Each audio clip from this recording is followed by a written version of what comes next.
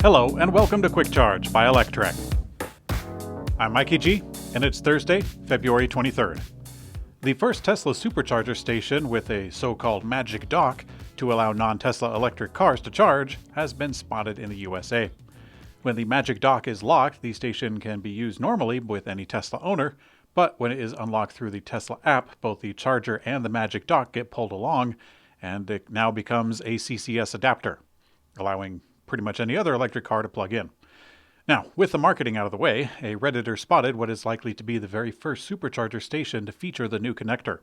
The supercharger is located in upstate New York, not too far from Buffalo, where Tesla is operating Gigafactory New York, a location that is used to build Supercharger Station, among other things. Now, Tesla hasn't updated the information about this specific station to disclose that it is open to non-Tesla EVs, as it appears it could be in testing. Last week, Tesla and the White House have confirmed that the automaker will soon start to open select stations to non-Tesla EVs. We'll see if this is the first one. Tesla might have leaked a design drawing of its upcoming new electric compact car as part of a new corporate video. At Tesla's Battery Day back in 2020, Elon Musk announced that Tesla would be making a $25,000 electric car, but there hasn't been much official information past that. We've been accumulating clues over the years, such as Tesla's call for submissions for a Chinese-designed Tesla-made car that is smaller and at a low cost.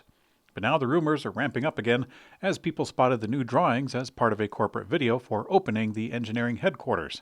Now, the drawings in the video appear to have that compact car shape that Tesla released as an example, but one drawing in the video looks like a hatchback, and it could be a contender for a new, unofficial clue.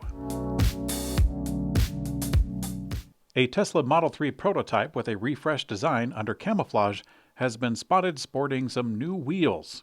Just yesterday, we covered a new camera angle on one of the prototypes, and today, a new detail was spotted: the new wheels. The new prototype has some 18-inch aero wheels, apparently without the hubcap. So, not much else to say on that story, so let's move on. This week's episode is sponsored by SAE International, hosts of the WCX World Congress Experience event. For 2023, WCX is set to return to Detroit from April 18th to 20th at Huntington Place. As the largest technical mobility event in North America, WCX brings together thousands of engineers, suppliers, and mobility professionals to exchange ideas, discuss today's challenges, and build powerful relationships to move your career and the industry forward. Join the global mobility community in the Motor City this April to stay up to date on the latest technological advances, participate in roundtable discussions, and network with the brightest minds in the industry. Gain a competitive advantage and meet the people shaping the future of mobility. Visit wcx.sae.org to register now.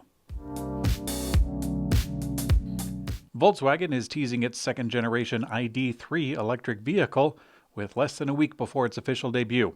Today they have graced us with a very short, sensational video about headlights. Now, to my delight, the headlights articulate during the preview, so that means that at least some level of the vehicle will have a trim where the headlights follow the turn of the steering wheel. When I drove the ID.4 last year, that was a really neat feature. I know it exists elsewhere, but I still like it. Not much else to that story either, so let's move on again. Lucid Motors has publicly shared the financial results for the fourth quarter and full fiscal year of 2022. In total, Lucid delivered 4,369 of their 7,180 Air EVs that they produced in the year. And that still has over 28,000 reservations to fill, equating approximately $2.7 billion in additional sales revenue. By the way, those numbers do not include the up to 100,000 Air reservations that are in place from the government of Saudi Arabia. The fourth quarter revenue was $257.7 million for a total of $608.2 million for the year. That's up from $195.5 million in the third quarter. As a result, Lucid states that its $4.9 billion in total liquidity is expected to keep the company afloat all the way into the first quarter of 2024 as a minimum. Lucid also shared plans to pre-assemble vehicles in their Saudi Arabian plant, which is currently under construction, and then send them to the USA for the final build. Eventually, the Saudi plant will produce full EVs up to 155,000 per year. It was surprising that there was actually very little mention of the Gravity SUV, Lucid's second model that was originally scheduled to begin reservations in early of 2023. Previously heard that that model was expected for production in 2024. Before then, we should see some production of the ultra-fast tri-motor Air Sapphire Edition coming this summer. Ohio-based EV manufacturer Lordstown Motors has hit another roadblock in their quest to bring the endurance pickup truck to market. Lordstown has announced that it will pause production amid a voluntary recall. Lordstown has had some ups and downs in the last few years. On the verge of going under, they struck a deal with Foxconn to buy out the plant and manufacture the truck itself.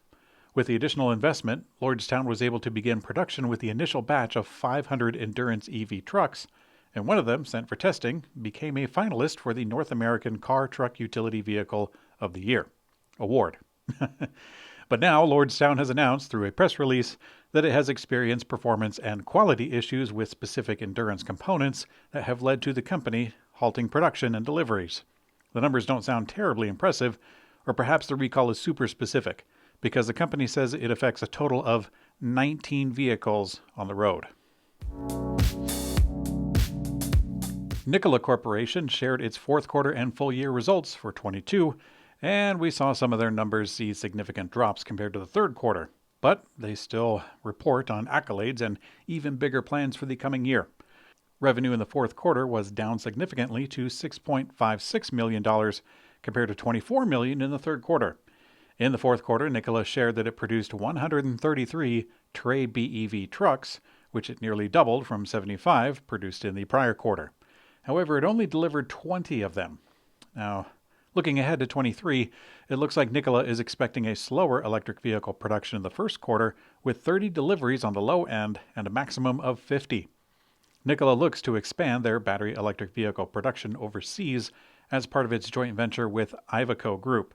Now, they're going to do this while simultaneously getting their hydrogen trucks into scaled productions, bolstered by their newly launched Hyla Energy business to refuel them.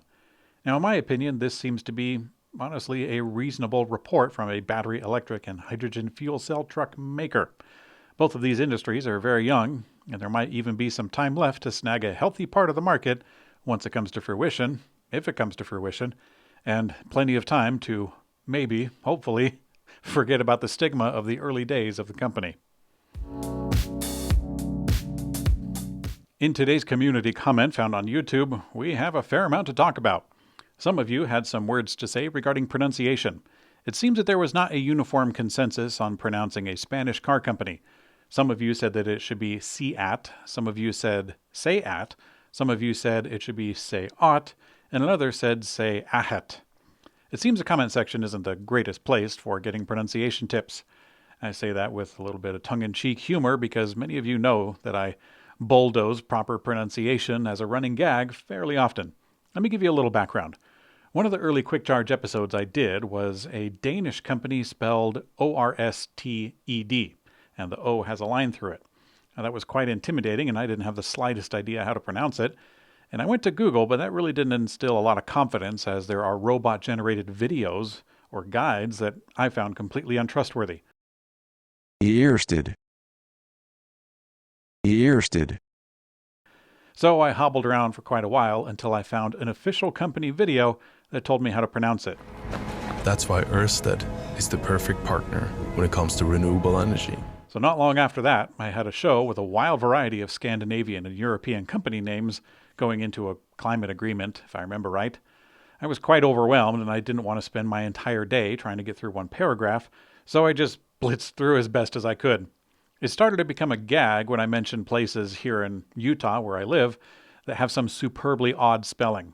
I was proposing EV charging in a place called Herkin, Utah, and they spell it exactly the same as hurricane. There's also a place called Mantua, and they spell that M-A-N-T-U-A. So it looks like Mantua, but they say Mantua. Especially with Herkin, I feel like that's already a word, so I don't know why they would spell it that way.